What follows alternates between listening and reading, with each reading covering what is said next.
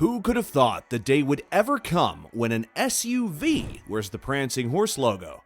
Most of us didn't see it coming, but we're pretty sure Ferrari saw the handwriting on the wall as the 2000s unfolded, with the sport utility segment gathering momentum to become the most popular and hotly contested automotive segment of the now and the foreseeable future.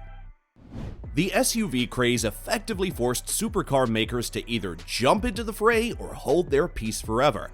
Among such high-end automakers, Mercedes-Benz was the first in line to offer a series production modern SUV in 1997.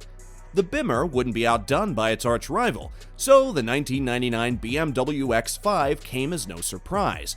However, the likes of Ferrari and Lamborghini, set on making limited production top-dollar high-performance sports cars, would not get swayed so easily. But it was only a matter of time after Aston Martin followed the 2017 Lamborghini Urus with the DBX in 2020 before Ferrari finally caved in. We don't have a release date yet, but Ferrari officially announced on September 13, 2022, what would be its first SUV in history. Its name, the Ferrari Purosangue. Hello guys, welcome back to iCar, and in this video we're going to share with you some of the most exclusive details about Ferrari's new stunning machine, the Ferrari Purosangue. But before we start, please like the video and subscribe to the channel for more content like this. Now, let's begin. Ferrari's been stitching the Purosangue together since 2017, and now it's almost ready to join its buddies in the super SUV market for the 2023 model year. If it's going to compete with the likes of the Cullinan that's been around since 2019, or the Bentayga turning heads since 2015, its aesthetics better speak a language that gearheads understand.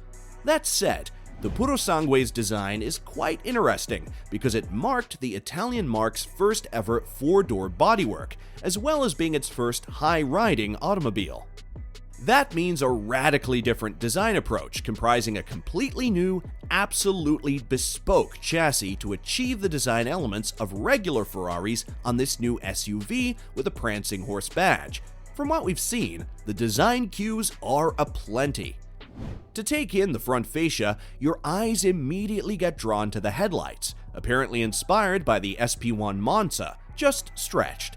As you circle around the car, the vents behind the doors and kinked side windows remind you of the original four-seater FF, while the rear looks like a stretched take on the Ferrari Roma.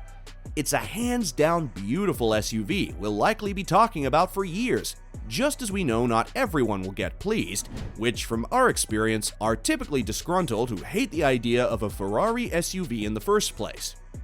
It has the imposing stance to combat Cullinan and the looks to stare down the Urus. Now, let's take a look at what's under the hood.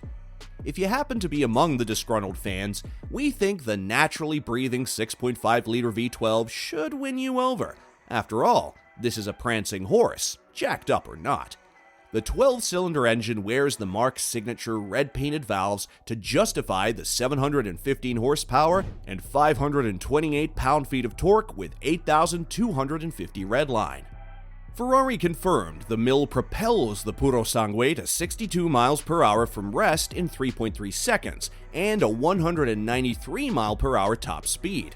Furthermore, consider that the twin-turbo 3.9-liter V8 from the Roma could have been just fine here, although the Prancing Horse obviously has its sights set on the 6.0-liter W12-powered Bentayga. These figures already mean 18 horse jumps above the Aston Martin DBX 707. So, the Purosangue is on track to become the most powerful production SUV, barring the Bimmer's upcoming XM with the promise of 750 horsepower later this month. We consider the Purosangue's four-wheel drive drivetrain an evolution of the GTC4 Lusso, with power traveling directly to the front wheels via an electronic torque vectoring differential and to the rear wheels via a new 8-speed dual-clutch transmission.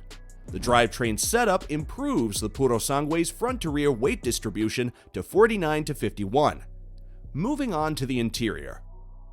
Rear passengers will access the Purosangue's rear cabin via the suicide rear doors that apparently help preserve the two-door outline of this four-door SUV. We weren't surprised to see it on the Cullinan, but a Ferrari? Both the front and rear cabin gets electrically adjustable individual bucket seats, making it clear that Purosangue isn't your typical family SUV. As if to further reinforce this point, both rows come with their own center console, and as you'd expect from a Ferrari, the interior is laden with high-end materials.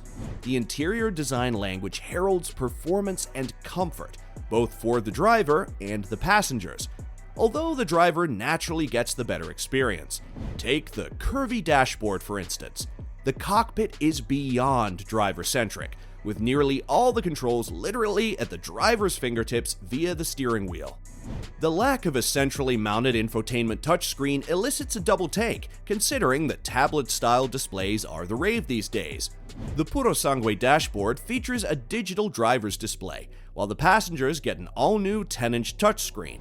Ferrari will offer the SUV with an optional glass roof, which we'd never pay for in place of the lightweight carbon fiber roof panel. We'd rather spend that money on the special Ferrari luggage set to go in the 473-liter trunk, the largest on any production Ferrari. We imagine Ferrari looks upon this SUV as a necessary evil, but that won't stop them from setting the price as such that you'll probably need a hedge fund manager's salary to buy one. The automaker hasn't intimated official pricing for the Purosangue, but we won't get surprised with a starting price upward of $350,000 to $400,000. That'd make it more expensive than the Cayenne Turbo GT and even the Bentayga. The high-strength fabric floor, Burmester 3D surround system, and a 7-year maintenance at intervals of 13,000 miles or once a year with no mileage restriction probably justify that price point.